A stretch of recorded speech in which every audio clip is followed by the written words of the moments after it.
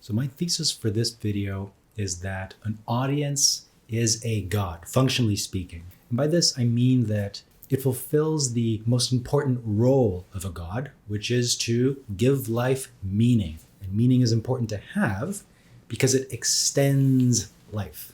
It adds significance. It's a sign pointing to more, right? It promises an extension past limitations to a sense of power, of growing strength. And an audience produces physiological and psychological vitality, which is then projected onto an abstracted external symbol. And then that external symbol is seen as the locus of power that sends the power back, right? So that's the dynamic of creating a god. And the linking feature of a god and an audience is that they spectate. So consider the etymology of god and spectator. So in Greek, theatis is spectator, and theos is god. Thea is sight and view. Thea is goddess.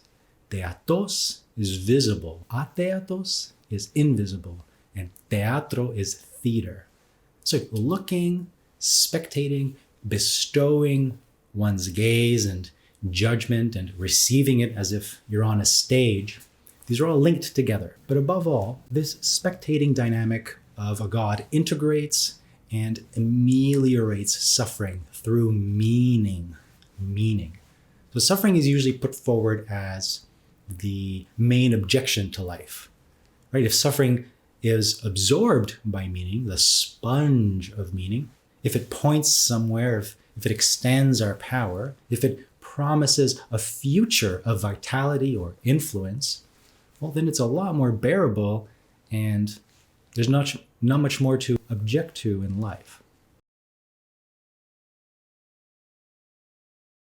So Nietzsche summarizes the problem of suffering this way. He says, what actually arouses indignation over suffering is not the suffering itself, but the senselessness of suffering. So the senselessness of suffering is the problem here. So how do you solve this problem? Well, ancient pagans and Christians, they both had a solution that I would argue is built around a form of audience. So pagans in Homer's time invented these spectator gods for whom various atrocities of war and life were a sort of festival for the gods. And later on, ancient moral philosophers, they imagined themselves on a stage in front of the gods. A great moral drama where people were heroes and they tortured themselves in the name of virtue, right? They tortured themselves in the name of virtue, all of which could be seen, valued, counted by the gods. All of your virtuous actions could be counted by the gods. So this feature of the God who sees everything is, of course, strongly present in the Abrahamic faiths. And when it comes to highlighting suffering and absorbing it into meaning, what better example than Christianity? The via crucis, the way of the cross of suffering, becomes the via lucis, the way of light, coming back from death, defeating death. And in the Gospel of Mark, Christ challenges his followers to drink from the bitter cup of suffering and be baptized in blood. Consider the Martyrdom of St. Erasmus, painted by Dierc Bouts. So Erasmus, or St. Elmo, he's almost bored with the torture that's being inflicted on him, whereas it's the executioners that are wincing, that are suffering through this. Elmo is this naked, honest, beautiful, clean, slender person, whereas the bad guys are, dripped out in these gaudy, loud clothes. They're corrupt, they're evil, they're hurtful, contemptible, smug. We're not meant to sympathize with them. We're supposed to love the guy getting his guts ripped out. What's amazing to me is the fact that even though the martyr's idea of God is a projection, it still functions as a way to give meaning and not just meaning, but incredible psychological strength through hardship, although it's at the expense of devaluing life itself, Nietzsche might add. And Elmo was actually tortured numerous times, if you believe the stories. He was stuffed in a barrel with spikes inside and, rolled down a hill. He was beaten, he was whipped. They coated him with pitch and set him on fire. He was left to starve in prison. A lot of rough stuff, and he got through it with meaning guiding his path through suffering. He died in the beginning of the 4th century, where, now he's still being talked about in the 21st. And of course, the ability to get through pain, specifically abdominal pain, has now been projected onto Elmo. And he's invoked by people who have all sorts of intestinal diseases and pain. Heal me, Elmo, that kind of thing, right? He's out there and he's giving you power, even though it should technically be available either way. Even as a scientifically minded atheist, I find that my body still believes in the spectator God, still creates that power unwillingly. And I feel it on many different levels, ranging from abstract to concrete. So as Nietzsche explains, over time, as people, pay tribute to their ancestors, grows in both its abstraction and the power it holds over people. It inculcates fear and superstition. You always try to figure out, what did I do to get the result that I wanted? I'll keep repeating it. And eventually this turns into God, capital G God, as the ultimate ancestor that could never really be repaid. And what do I have that I don't owe to other people? Ranging from this video equipment to the very ability to speak. All these words that I've stolen, that I've borrowed from other people. We owe everything that we are and everything that we have to other people, more or less. And at times when I feel athletic and healthy and happy, I can feel this force, this mass of spectators, of ancestors who I owe something to, and I see them as a positive force. They're watching me, they're proud of my joy, they give me strength, they goad me on. They wish me to spread my joy and all the incredible gifts I have to offer. And sometimes I weep when I think of all the suffering, all the pain that they've been through to get me to where I am. Other times I feel ashamed of how little I've done and how much spite and bitterness I have in me, when instead I should be, jam-packed with gratitude and joy. And not only do I feel the weight of this mass of the past, but also the burden of all the coming generations, infinite in number, with my actions having an infinite and unquantifiable influence on them. The butterfly effect.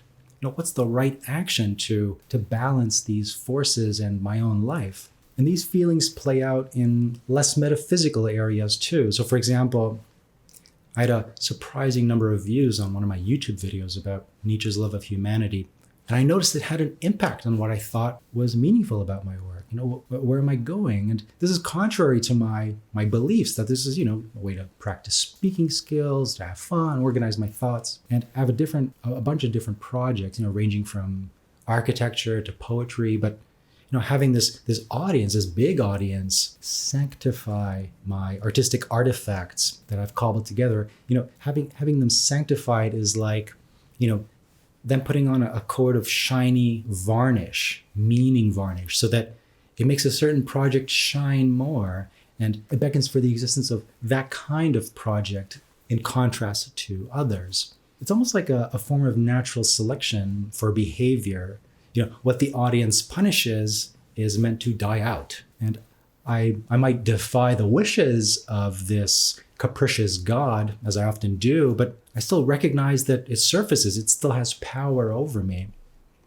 Another common observation is this, if there's guests coming over or I have to present something at work, energy just surfaces from some unknown reservoir. I might be extremely lethargic and tired and kind of depressed, but just, and of course there's some hormones involved, surely, but these hormones don't seem to really listen to my abstract beliefs about what is real and true, even though they might be accurate.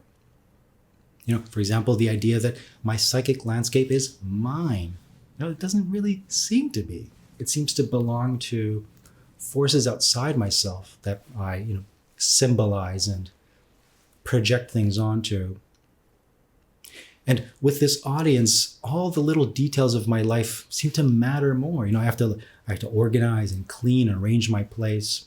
All the specific material conditions that I live in, all these things start to have meaning. They reflect my success and the respect that I show to myself, by not living in a pigsty or something, and the respect that I expect from others by being this kind of person, living this kind of way. And sometimes when there's someone who's really attractive, I project onto them the weight of their whole group. It metastasizes into some grotesque, powerful force. It's not just a person who happens to be a woman. They're the ambassador to capital T truth from a female perspective, though it might be. And I project an ability to judge me on the most fundamental possible level, a yes or no to me as a person, fully as a person. If they approve my appearance, my speech, my ambitions, etc. It's like I get a blue check mark. Yes, you are worthy, like a blue Chad check mark. And this all makes me feel like an inverted early Christian. So what do I mean? The early Christians were called atheists because they refused to participate in the religious rituals of the time, which was the most important part of religion. You may not literally believe in all the gods that they celebrate, but the meaning was in the social activity of ritual. That was religion, that bound the community together. But the Christians refused to participate. They cited the preeminence of their cognitive beliefs over the social norms. And my inversion is that I disavow the existence of gods, yet in my regular life, I believe without intending to. I perform the rituals. My body reacts with anxiety at an audience. My hand is guided. My mind is seduced by the wafts of meaning and direction, like a dog following a yummy scent. And there's nothing worse than being in a lot of pain without anybody to recognize it. How would the early Christian martyrs have had the strength without their divine audience to tend to their pain and give it soothing attention? And I think this is much bigger than Christianity. Here I'm thinking of the scene in Saving Private Ryan where people have their guts spilling out of their body and screaming for their mothers. I think this is an old instinct. Think of goddesses like Artemis and Diana at Ephesus, which morphed into that region's obsession with the Black Madonna.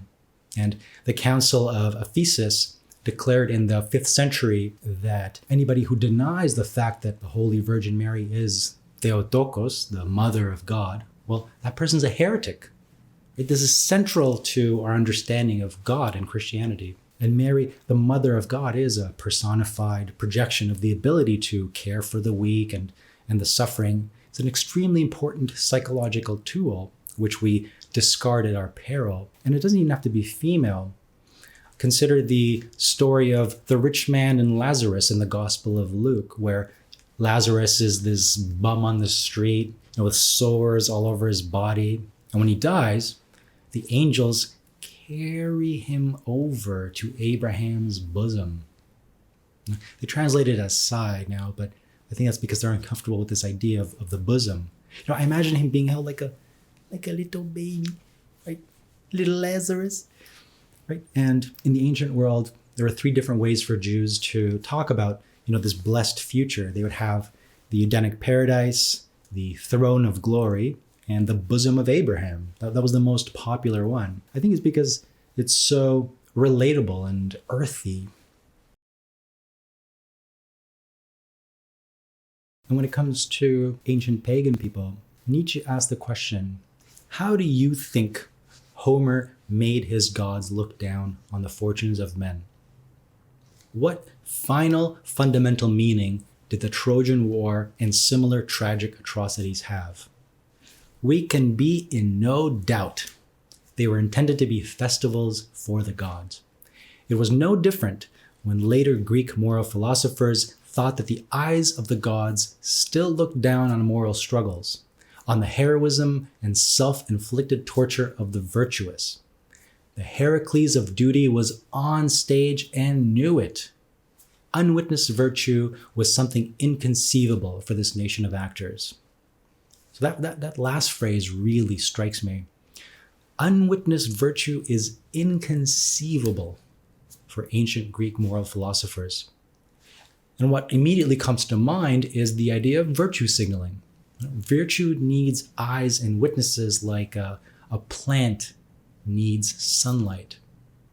I stand with so-and-so and such, and you're seen to do this, and it adds meaning to your life and your actions.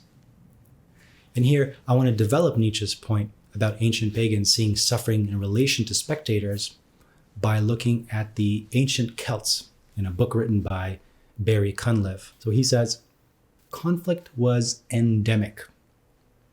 It was embedded in the social system, but was constrained, as it was and is in many societies, by conventions which attempted to limit hostilities to selected heroes. Through them, all society could vicariously indulge in battle. The drawing up of two opposing forces with women and children looking on from the rear provided the occasion. The battle was a means of creating and enhancing warrior prowess.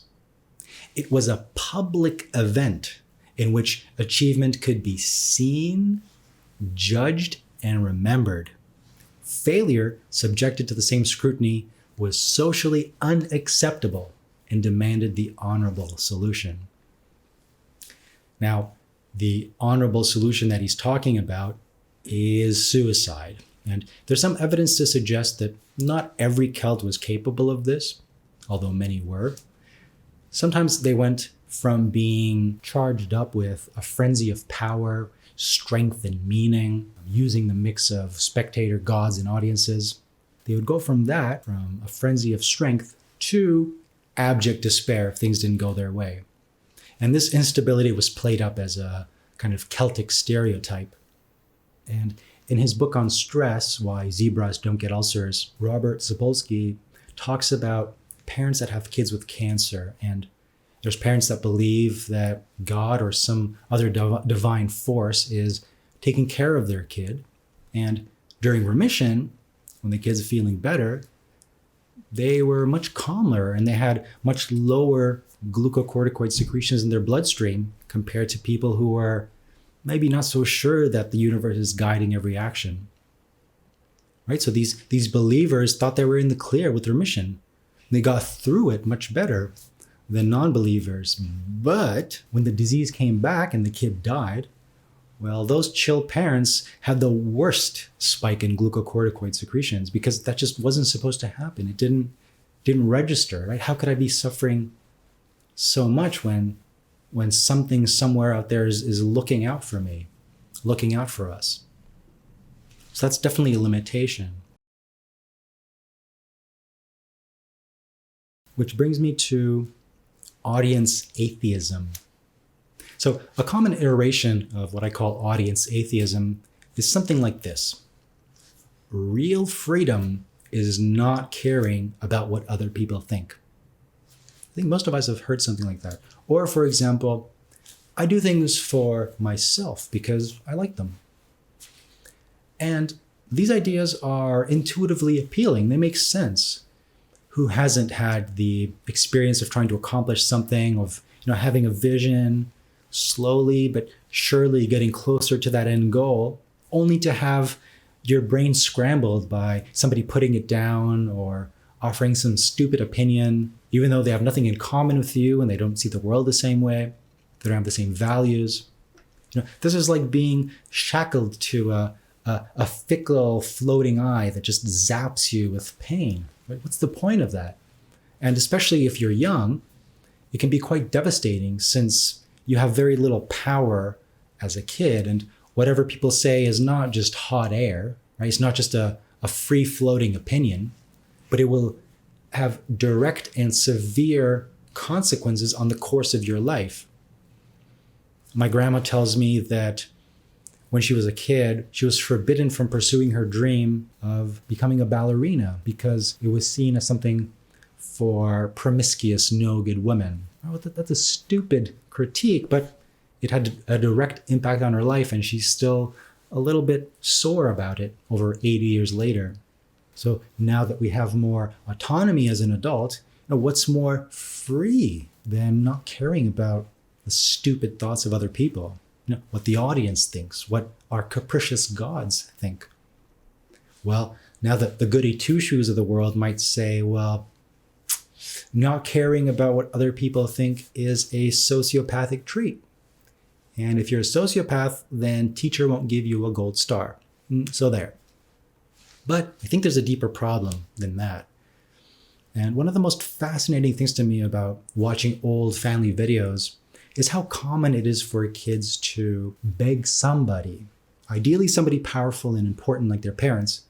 They beg somebody to just look at what they're doing. Look at me. What is that? There's this one clip of my little cousin excitedly flipping a car onto the ground. This ridiculously simple and boring activity that deserves no attention, really, right? What is this? Right? But his mom shows him that, effusive delight, that trademark of mothers, encouraging him, making him feel seen. That feeling, that attention is the greatest nectar of all, a necessary nectar for kids. And I'm being quite literal here. There's a study done in the 70s, also in Sapolsky's book, where a sick kid's taken to hospital, and even though he's eating fine, he had this alarming absence of growth hormones in his blood. Right? His growth is stunted, and this was dramatically improved by having a nurse there to take care of him. So the rate at which he was depositing calcium in his bones was determined by the attention given to him, by the audience. And when this nurse left to go on vacation, his growth hormones went down again. So a very important component is attention. And I'm not saying it's impossible to enjoy things for yourself, by yourself, just for the sake of enjoying them. I do it all the time, but sometimes our body's beliefs are squeezed out through behavior, much to our surprise. I have a friend who's a complete and total atheist, but when he went through a health crisis, he confided in me that he was begging some force out there, the universe or something, to intervene, to make sense of things. It was like at the back of his mind, he imagined maybe as something atavistic from childhood. He imagined there was a spectator watching him, making sure that things are kind of working out in a way that is understandable, that makes the world familiar. And it's sort of true. There's always someone who might actually help. There's a whole complicated social infrastructure that gets you food instantly, and you can be healed by all these different professionals with millions of different medicines. There's always someone around to give you a little bit of help. So the audience God is kind of real. I've done the same thing in a crisis, just begging something, somewhere out there for mercy, even though I know that it doesn't exist as a supernatural force, but it does exist as a psychological force. And the opposite of this, to hold it in mind that psychic life is completely empty of external influence, that thoughts and feelings arising are fully my own. Well, in my experience, it doesn't really work. This kind of audience atheism is proven wrong, at least initially. But there is room for rebellion. In aphorism 135 of the Gay Science, Nietzsche talks about how the Christian God is this powerful being that loves revenge. He says the only crime against God is to insult his honor because, he's all powerful. What else are you going to do? And this insult, well, you can avoid it or avoid the consequences by contrition, degradation, rolling in the dust. I love that phrase, rolling in the dust. He contrasts this with the Greek solution, where sacrilege can actually be something noble. The story of Prometheus makes theft from the gods heroic. And the Greeks are not unique here. This story of Prometheus is probably an ancient Indo-European story, many thousands of years old, because you can still find it in the Rig Veda, or their version of it. And when Nietzsche talks about the honor-craving Oriental in heaven, that seeks contrition and degradation, I can't help but think that these are unfortunate things that we have to engage in. They're a natural part of functioning in a social hierarchy. You kind of do have to eat dirt to get along. But you have to realize that the bosses we have on earth are the only ones that exist. But I do find that the ancient pagan idea is a compelling one, that there is a way of making defiance of the gods something useful and beautiful. So how will we steal fire for mankind? And more importantly, how will we endure the eternal torment for our transgression? How can we nobly suffer when our insides are being ripped apart by predators?